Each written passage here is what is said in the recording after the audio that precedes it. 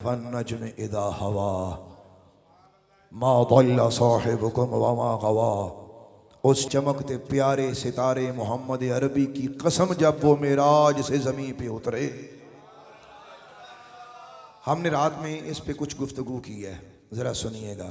हज़रत उम्मे हानी ने फिर अर्ज किया, सोने तुसी हर एक नूं अपनी ये शान ना दसो। आपने फरमाया, बहन मैं तेरी बात की तरफ मुतवज्जे हूँ या मैं अपने अल्लाह के हुक्म का पाबंदी करूँ। फरमाया, मुझे अपने अल्लाह के हुक्म की पाबंदी करनी है।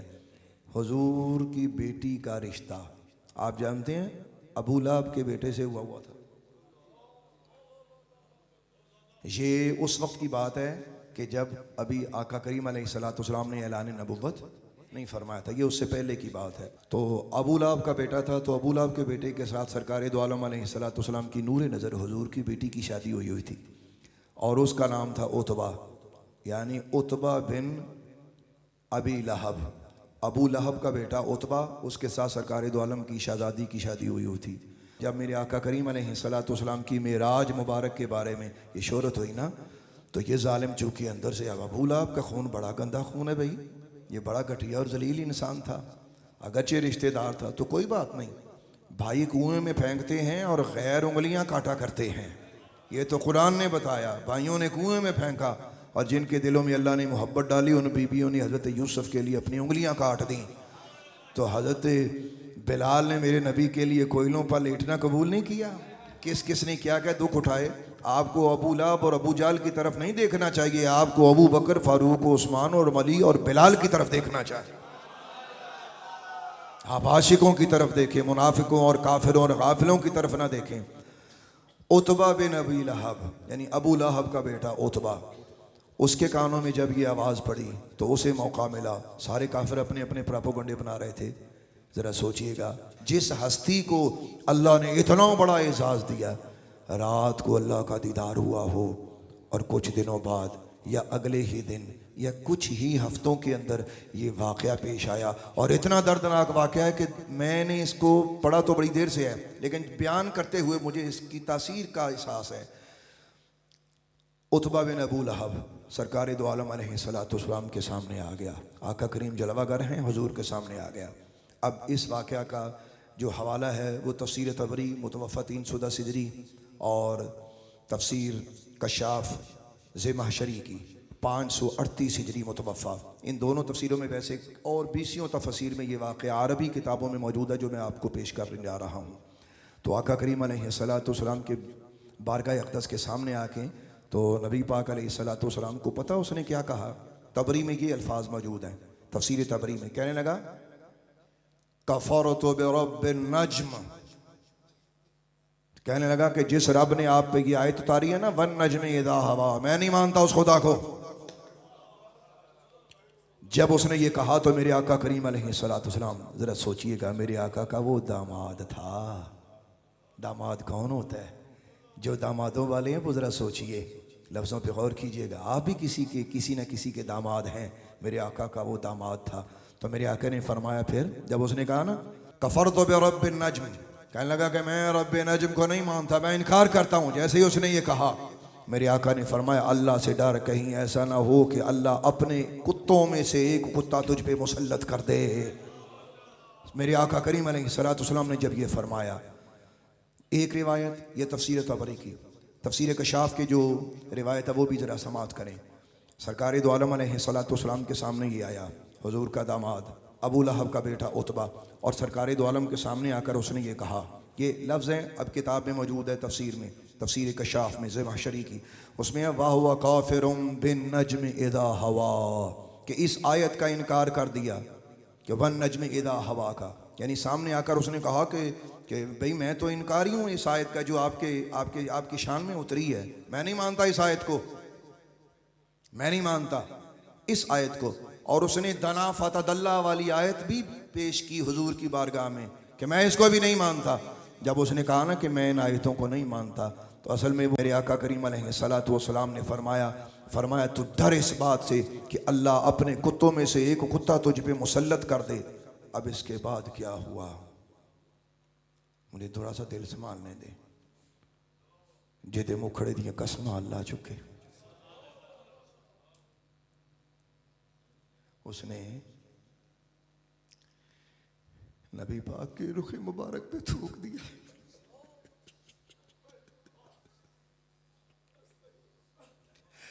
मैं जब से मैंने इस रिवायत को मैंने पढ़ा, मैं अंदर भी रोया। मैं सोचता था कि मैं आपके सामने कैसे बयान करूंगा। और बदबख्ता तो तू पैदा ना होता जलील आदमी। उसने सरकार दो आलम अलैहिस्सलाम के रुख मुबारक पे थूका, अस्तगफिरुल्लाह, अल्लाह अल्लाह अल्लाह अल्लाह। उधर अल्लाह का दीदार करके आए हैं, इधर अपने ने क्या किया। मैं जब इस चीज़ को सोचता हूँ तो मेरा कलेजा फटा हुआ। मैं दिल संभाल के आपकी खिदमत में अर्ज करना चाहता हूँ, उसने जब ये गंदी जसारत की, यहीं तक उसने ख़त्म नहीं किया। उसने नबी पाक को पता क्या कहा? कहता मैं आपके सामने आज से आपकी बेटी को तलाक देता हूँ। अस्तगफिरुल्लाह। इस बदबख्त ने मेरे आका करीम की शहजादी को भी तलाक दी। अस्तगफिरुल्लाह। और सरकार दो आलम के रुख मुबारक पे जिसके चेहरे मुबारक की कसमें अल्लाह ने उठाई, मेरे पास अल्फाज नहीं है, बस भरे हुए दिल से सुनो, वक्त नहीं है मेरे पास। तो जब उसने ये जसारत की तो मेरे आका करीम अलैहिस्सलातु वस्सलाम ने अल्लाह की बारगाह में ऐसे उठा दी हाथ, अर्ज किया अल्लाह अपने कुत्तों में से एक कुत्ता फिर इस पे छोड़ दे। जैसे ही आका करीम अलैहिस्सलातु वस्सलाम ने फरमाया, अबू तालिब को पता चला, तो जैसे ही उनको पता चला तो उन्होंने कहा लो भाई, ओए अबू लहब अब तेरा बच्चा नहीं बचेगा, क्योंकि मैंने कभी नहीं देखा कि मोहम्मद ने हाथ उठा के ऐसे दुआ की हो तो अल्लाह ने उसे रायगां छोड़ा हो। अब तेरा बच्चा बचने वाला कोई नहीं। अबू लहब को जब पता चला, उसने अपने बेटे से पूछा, उसने तूने ये क्या कर दिया? उसने कहा अब्बा जी कर दिया। उसने कहा चल ठीक है फिर, क्योंकि वो तो पहले ही बेईमान था। उसने कहा ठीक है, लेकिन उसने कहा कि एक मामला ख़राब हुआ है, तू मेरा बेटा है ना, तो मैं अगरचे काफिर हूँ लेकिन मैंने कभी भी मोहम्मद की दुआ को रायगां जाते नहीं देखा। अब तेरी मौत आए, अब तुझे कोई बचा नहीं सकता। अल्लाह की शान ये देखिए, ये तिजारत करता था, ताजर था बहुत बड़ा, तो अबू लहब भी ताजर था।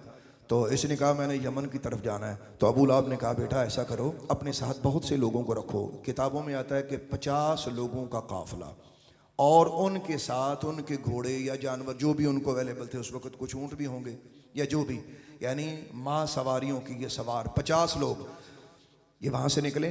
और अबू लहब ने बाकायदा तौर पे उनको नसीहत की।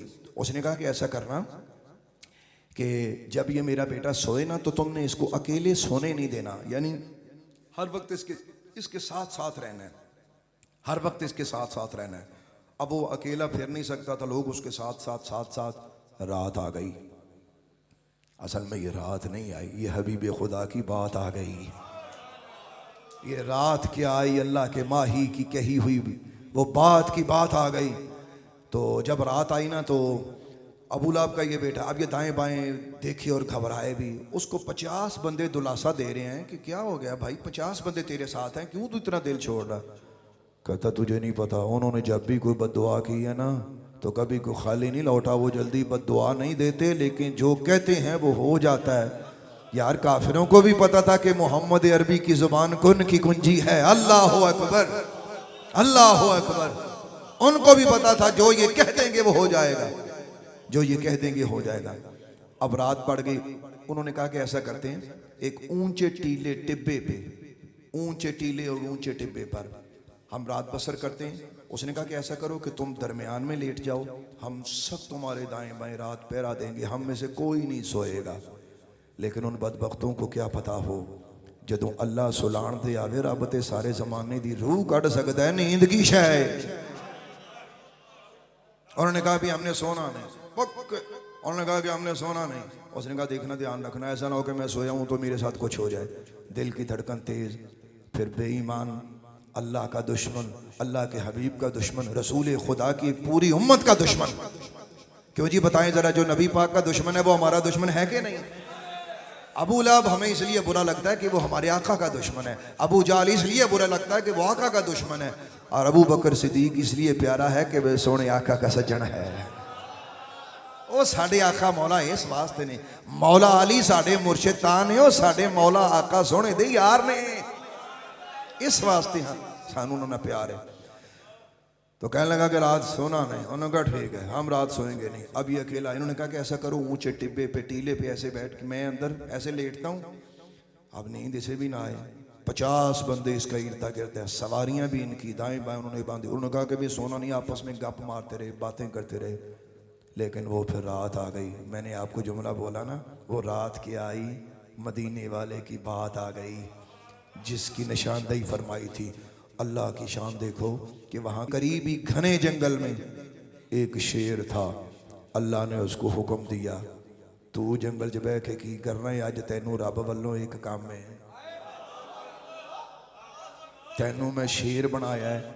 अज इन्हों दस जेड़े मेरे यार दे दुश्मन होण, मैं इंज भी कर लेना होना, बर्दाश्त करूं तो करता हूं, मेरी मर्जी है, मैं मालिक हूं, ना किसी को कहूं तो कभी कुछ ना कहूं, लेकिन मेरे महबूब की दुआ और बद्दुआ ये मैं खाली नहीं लौटाता। चल जंगल से बाहर निकल और दिखा उस दुश्मन को कि रब है, बता उसको कि मोहम्मद अरबी की दुआ कभी रायगा नहीं जाती, बता उसको जो दामन मुस्तफ़ा से निकल जाए वो पूरे जमाने में जलीलो खार होगा, बता उसको।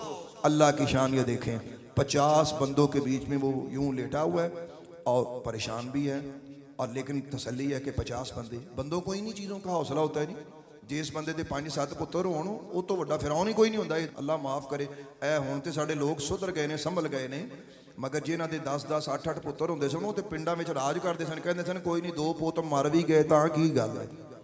लड़ाई झगड़ा, बंदों के हौसले, बंदा गुमना इन्हीं चीज़ों से होता है। जेब च पैसा होवे, बंदा किहनूं पुछदा रब कौन है, मैं क्यों मन्ना वे। तुहाडी फैक्ट्री लगी होवे, तुहानूं मंगण वाला कदों नज़र आउणा है? नाराज़ नहीं होना मेरी बात से। मंगण वाला तुहानूं उदों नज़र आउणा जदों तुहाडी अपनी जेब खाली हो, फिर तुहानूं कहना मार ओए खाली जेब इन्नी तकलीफ दिंदी है। फिर आपके सामने कोई मंगता आएगा ना, आप कहेंगे यार मैं भी औखा टाइम गुजारिया, मैं इसकी मदद करूँ। तो उन्होंने की पता 50 बंदे उसके इर्दा गिर्द हैं। उन्होंने कहा सोना कोई नहीं, जागो सारे। अब ये लेटता है, अल्लाह की शान है, रब ने पहले इसे नींद दी, इस बेईमान को मौत से पहले अल्लाह ने इसको सुलाया, नींद दे दी। बातें करते करते सारे ही सो गए। बड़ी कोशिश करें, एक दूसरे को हिलाएं, कहते हैं यार नींद बड़ी आ रही है, कहते यार नींद बड़ी आ रही है। होते होते सारे सो गए। जब इन सब को अल्लाह ने सुला दिया, जंगल से खुदा ने उस शेर को इन पे मुसल्लत किया। अब जो आगे रिवायत है भाई अजीब है, कमाल है। आप बताइए कि शेर ने आके क्या किया? उसको कैसे पता था कि अबू लहब का बेटा कौन है और 50 बंदे कौन से हैं? तफसीर कुरान में लिखा हुआ है। मैं आपकी खिदमत में हाथ जोड़कर एक बात करना चाहता हूँ, सुनिएगा। खुदा की कसम है, ईमान की खुशबू होती है, किसी बंदे को महसूस हो ना हो, दुनिया में हर जानवर महसूस करता है, इंसान महसूस नहीं करते इस खुशबू को। उस शेर ने आते ही क्या किया, उसने एक बंदा सूंघा, उसने दूसरा सूंघा। भला सूंघने से उसे क्या महसूस होगा? इसका मतलब यह है कि जिसने मदीने वाले की तौहीन की है, उसके मुंह से कुफर की और गुस्ताखी की वो बू आती थी, जैसे जंगल का शेर पहचानता था अल्लाह अल्लाह अल्लाह अल्लाह। उसने एक को सूंघा, 2 को सूंघा, 3 को सूंघा। सब को सूंघने के बाद जब उतबा बिन अबी लहब के पास आया तो उसके मुंह से वो बदबू पाई। 2 हाथ मारे, एक इधर एक उधर। उतबा फिर नार दोज़ख के अंदर फारिग, जान निकल गई। अब जैसे उसकी जान निकलती, उसकी चीख बुलंद हुई, शेर जंगल में वापस चला गया। जैसे शेर जंगल में वापस गया तो उनकी अब आँख खुलनी शुरू हो गई, और उन्होंने जब उठ के देखा कि उनका मालिक ना सर ना पैर टुकड़े हुए पड़ा है। शेर ने 2 बार में उसे टुकड़े टुकड़े करके रख दिया। अल्लाह अकबर। मैंने जब इस वाक़या को पढ़ा तो लोग तो इसको और अंदाज से बयान करते हैं, लेकिन मुझे इसका दुख बड़ा हुआ। खुशी ये है कि रसूल खुदा का दुश्मन मिटा, दुख ये हुआ कमली वाले तुसी राती अल्लाह नाल मिल के आए, तुहाडे नाल इन्हां कौम ने की कीता? अपने रवैये आज आप इस्लाम के लिए, नबी पाक के दीन के लिए, और नबी पाक ने साडे आका ने और उम्मत वास्ते बड़े दुख सहे ने, और रसूल पाक दे गुलामों और बड़े गम सहे ने होए। वो किस लिए उसने ये जसारत की कि हुजूर को शान, और हुजूर की शान उम्मत के लिए मुफीद है। मेरे आका ने बड़े दुख सहे हैं।